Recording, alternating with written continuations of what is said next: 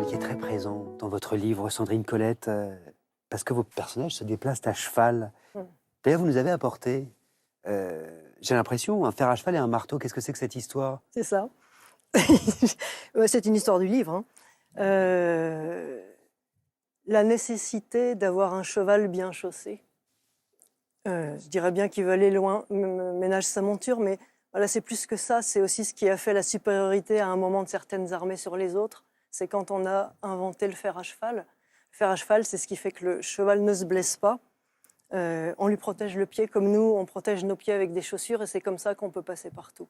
Avant ça, on ne pouvait pas. On s'arrêtait parce que les chevaux n'avaient plus de pieds et parce qu'ils ne pouvaient plus avancer. Alors pourquoi vous nous avez apporté ça? Parce qu'un fer, ça tombe, évidemment, hein. C'est toujours étonnant que les gens qui ne connaissent pas, on a l'impression que quand on met un fer au pied d'un cheval, ça va durer des années. Ça tient 6 semaines, un fer.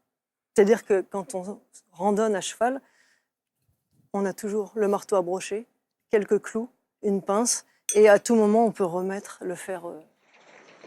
Je vais vous lire la lettre adressée, suite à cette émission, par Jean-François Dalbin à la rédaction de France 5.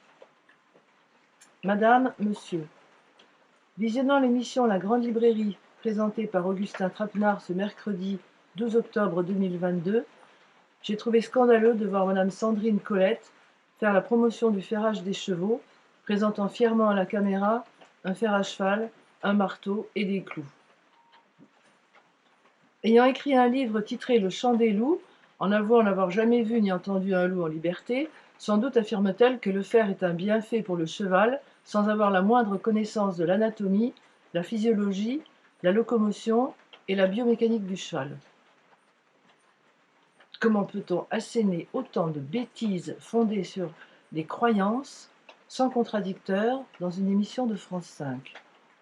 Faire la promotion d'une telle torture animale dans une émission littéraire est inadmissible. Je suggère à M. Augustin Trapenard, au titre de l'honnêteté intellectuelle et disons du droit de réponse, d'inviter M. Pierre Hénoff, ingénieur en génie mécanique, afin de présenter son livre « Le silence des chevaux », livre documenté et argumenté scientifiquement. Ce livre est un plaidoyer pour un autre monde équestre. L'ouvrage de Pierre Hénoff aborde les relations interespèces entre l'humain et l'équidé.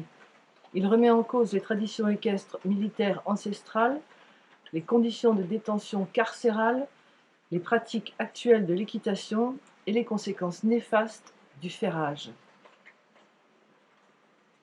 Il est certes difficile de se débarrasser des œillères et des croyances séculaires, notamment relayées par des intellectuels.